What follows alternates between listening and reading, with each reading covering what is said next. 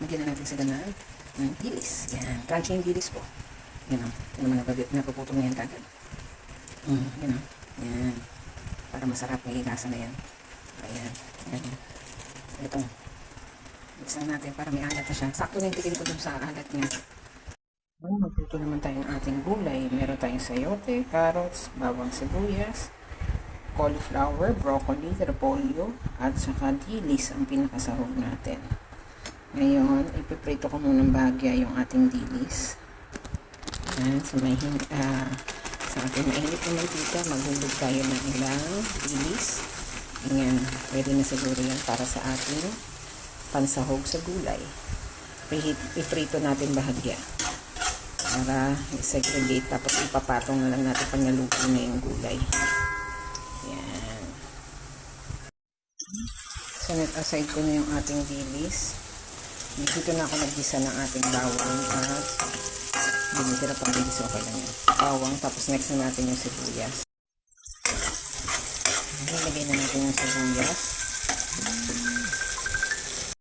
Ginisa ko na yung bawang at sibuyas. Ihulog na natin ngayon yung sayote at carrots.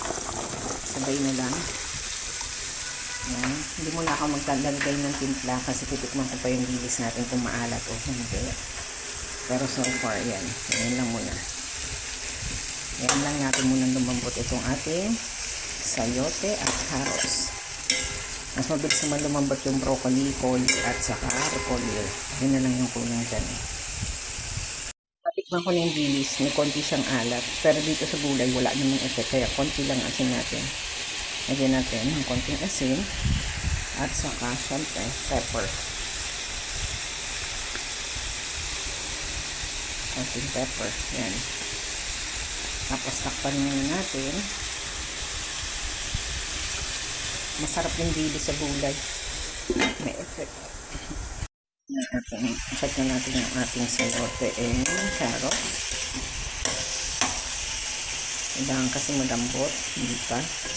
Naglagay kaya ako ng water. Para lalagay ko ng ibang gulay bago ako maglagay ng hot water. Lagyan na natin yung ating repolyo, broccoli, cauliflower. Yan. Saka yung stems ng ating broccoli. O, yan. Para ilang minutes na lang pwede na yan. Tapos sa tingin ko maglalagay pa ako ng konti pang asin. Ayan.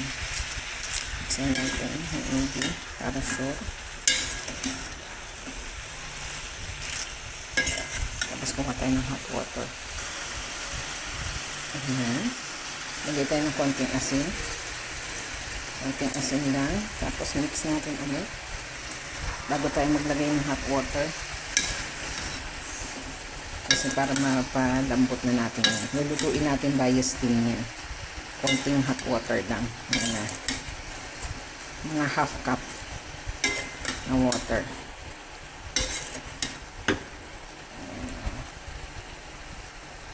Continuous lang natin haluin muna para maluto talaga na. Tapos yung mga asin pa. Ayan. Ito, konti lang yung water. Buusin natin. Pag lumambot na yan, saka natin ilagay yung ating fried dilis. Diba? Yan lang natin siya. Para sakto lang ito sa luto. Hot water na ginagamit ko para mas mabilis na. Hindi na yung dadaan sa pakukuluan pa. Ito, hintayin lang natin yan. Mix. Continue mixing. Takpan na muna natin. Ayan. Gulay. Ayan, kumukulo na. Ang bango ng amoy ng fresh na gulay. Mix lang natin.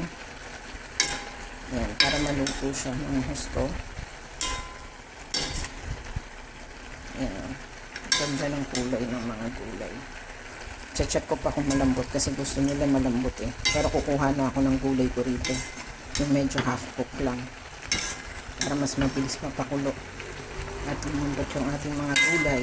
Kasi yung kakain na senior, kailangan malambot ang kanilang mga gulay. Ako half cook lang. Siyempre. Yan na muna.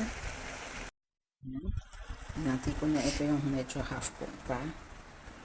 Ito naman yung ating palalambutin pa.